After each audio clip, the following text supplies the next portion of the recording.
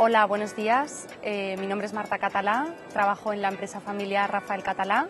Soy la octava generación desde el negocio, porque la empresa existe desde 1770 y somos tejedores y estamos aquí en Feria Valencia, en la zona de textil, y hemos venido a presentar nuestra colección.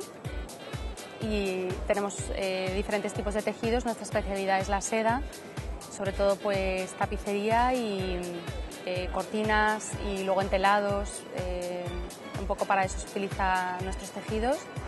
También tenemos diferentes tipos de tejidos, casi siempre en fibras naturales, como la viscosa, el algodón, la chenilla, la floca.